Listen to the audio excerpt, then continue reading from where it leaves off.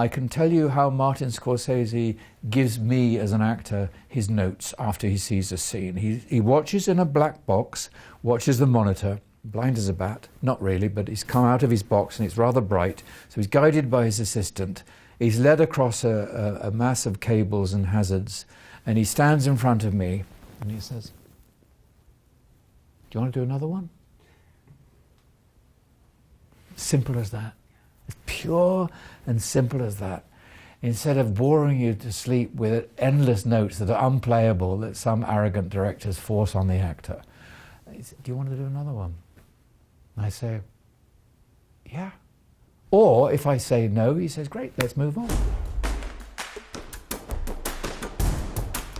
Gandhi. Richard Attenborough invited me to have lunch with him, but the extraordinary coincidence is that I was reading an illustrated biography of Mahatma Gandhi the week he invited me to his house. So I was looking at photographs of this beautiful great man, and then Attenborough called me and invited me to consider playing him. I remember saying to Richard, Lord Attenborough, he died, bless him, "I'm reading the biography of Mahatma Gandhi while we're talking." And he said, "Of course you are." He was surrounded by sublime coincidences. I remember Attenborough invited me to watch some newsreel footage of him, and he's very well documented. Recordings, photographs and newsreel footage, because he was an iconic character. And I watched 5 hours of newsreel footage at one sitting, decided that it was impossible, left the cinema and didn't look at any more footage ever again. But Attenborough made the impossible possible. It was like standing at the foothills of the largest ice-covered mountain you've ever seen, thinking, I'll go up 1 foot and slide down 5. But he got me through it. I will fast as a penance for my part in arousing such emotions, and I will not stop until they stop. I think that the coincidence of loving him deeply as a man to portray did empower me through those long, demanding days in India. And the people of India were enormously generous. You see, there was no CGI. Can you believe that? That is 400,000 people at his funeral. That felt extraordinary to me. 20 years in the preparation, and then like a bolt out of a catapult, he let go, bang, and he hit the target, I think. Modestly, I think he really hit the target. Beautiful film. That was the golden door into the film industry for me. Schindler's List. Oh, there's a beautiful story about Schindler's List and Schindler's Ark, as you rightly call it. I was working with Steve Zalian, who wrote a beautiful film called Searching for Bobby Fischer. We had a scene where I was mixed in amongst great Middle European chess players. And one of the chess players in the scene had this rather worn paperback book in his hands. And he handed it to me, and if I may, he had a lovely Middle European accent. He said, "I want you to read this." And he handed it to me as if it was some holy relic. It was beautiful. So I took the book, and it was called Schindler's Ark, and I turned the pages and was utterly hypnotized by the book. And 3 days later, Stephen Zalian said to me, "I want you to read this," and handed me Schindler's List, directed by Steven Spielberg. So again, I was fatalistically a tiny step ahead of the game. Sometimes happens in life. It's quite beautiful. The list is life. All around its margins lies the gulf. I remember meeting Steven Spielberg, and we discussed the possibility of me playing the role. I had already played Simon Wiesenthal, the great Nazi hunter, in a series, and I knew that to enter the Holocaust and enter that story demanded a massive amount of integrity, humility, and energy. And I said to Steven, what do you want? What is my narrative function in this film? I knew my answer, and he said, conscience, and I said, witness, and we shook hands and I was on board. It was almost the same word. Iron Man 3. The head of Marvel Kevin Feig, came to see me at my house, and he explained the twist to me.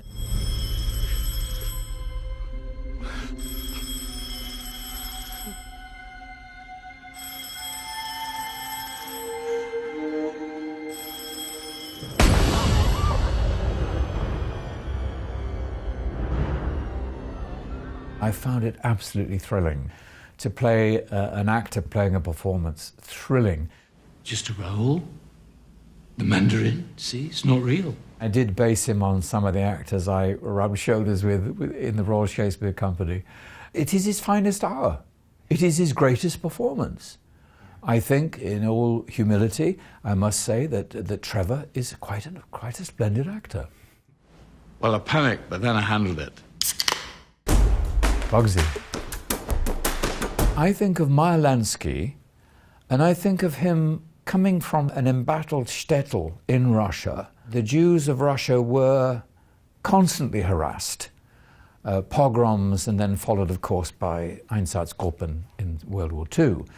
But Lansky left Russia quite young, came to America, so I always had in him the exiled Russian Jew who knew how to look after his own. Because in the shtetls, in the Jewish villages in Russia, you had to look after your own. And you had to know how to wheel and deal. You had to know, in order to survive, where to get your meat, your bread, where to get your gasoline, where to get safety, where to get weaponry. It really does affect my opinion of your ability to administrate when you get yourself involved in this type of detail. You knew how to work your community.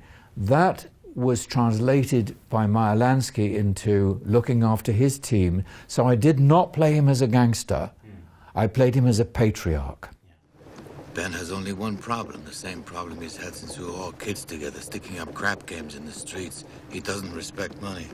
I worked with a wonderful dialect coach, and also had occasion to watch a little bit of him on newsreel when he was older than I played him. And I'll never forget this. Somebody said, "Hey, Maya, how you doing?" And he stopped on the pavement and said, "Just what you see." That's one of my favorite answers. When people say, "How are you?" I say, "Just what you see." Sexy beast. I was dubbed as bipolar because people could not believe that a sane person could play Mahatma Gandhi and Don Logan. Why the stinky torture of him was the devil now! Because it's so disgusting! Fucking hell! Beautiful writing, great director, and a wonderful cast to work with. Being a great lover of Shakespeare, and having played Othello but not Iago, I did see that Don Logan was definitely Iago. His cry, his scream was, "I love you, why don't you love me?" Another cry from the script is, "I don't want you to be happy, why should I?" So my approach to him, in all humility and compassion, was that Don was an abused child, unhealed, who would go on to scream for the rest of his adult life. Therefore, I had a compassionate link with him and understood his capacity for revenge and violence against a fate that had abused him as a child. So I got quite fond of Don. Being a parent, I love to observe baby steps. At the first time a child stands up and walks is a beautiful moment. Not in any disrespectful way. Jonathan Glazer was taking his first steps as a feature film director, and that can be exhilarating company because they've no rule book. Nothing is a copy of a copy of a copy. Nothing, "Oh, I've done this before, it works." No. Freshly discovering every syllable and every gesture with you. Beautiful. Jungle Book. I love John's approach to the original Jungle Book story and the original trilogy of books. And I think that that he was brave to face the darker side of the movie and the story. It's a story about a heroic orphan, really. Beautiful. When I am doing a voiceover, I'm recording an animated feature, everything has to come through the voice. And your body is taken care of by a set of animators. So my physical language is completely irrelevant to the film, although, as I'm doing now, talking, my body does come into play, naturally. But any amount of this will not compensate for what's going on the screen. It has to be through the voice. I realise you weren't born a wolf, but couldn't you at least act like one? So you need to be schooled or learned or have the great privilege of having worked with great directors with the Royal Shakespeare Company and great voice teachers, voice coaches, and use all those skills for these wonderful, wonderful creatures. Perpetual Grace Limited. My character is Pastor Byron Brown. He's a predatory creature, a wolf, a leopard, tiger, highly cunning, will have moments of enormous stillness before leaping upon his prey. In the guise of being a pastor, a priest, milks people of their family fortunes. I have to say that Bruce and Steve have come up with a beautiful 10-hour epic film, which will be episodically divided into 10 episodes. But it's a 10-hour movie, and it's absolutely beautifully written. It's original. It is not a copy of a copy of a copy. It's brand new, astonishing, and thrilling to breathe life into their language and their gestures. House of Sand and Fog.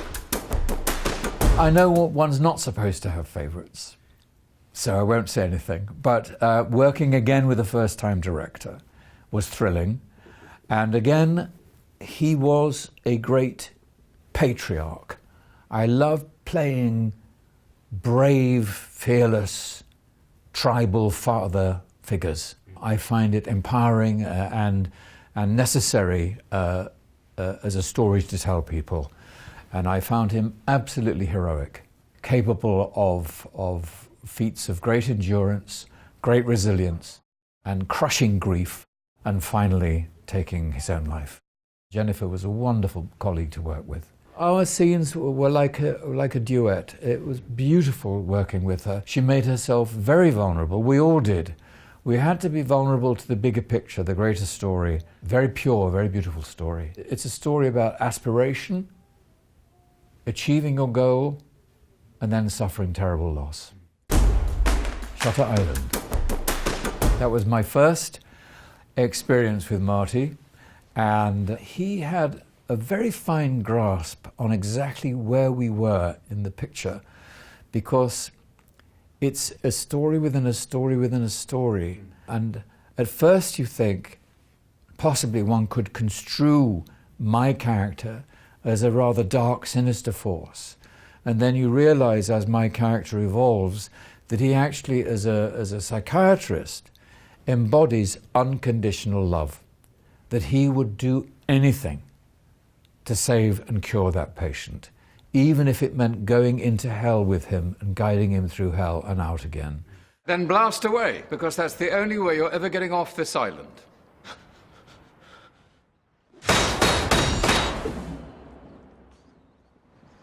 Andrew, please don't.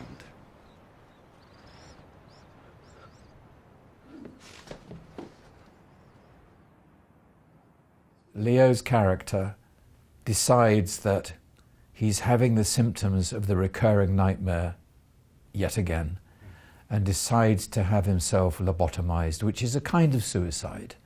So again, we're dealing with very pure archetypal characters. They're not copies of a copy of a copy of a copy. They're utterly original and thrilling. And I believe it was one of Marty's most successful films at the box office. And it was a joy to be with him. Hugo.